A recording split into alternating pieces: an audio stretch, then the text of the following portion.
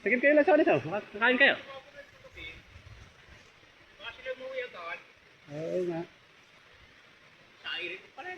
Ayaw, napapitas ka na to ah. Pwede sasay din lang.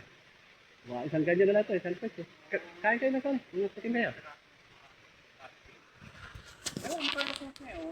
Hindi ko rin alam eh kung magkano ang presyo na yan eh. Gawa ng makapiesta ko pa ina na yan eh. Matira lang, sabi ko mapasad, sayang din eh.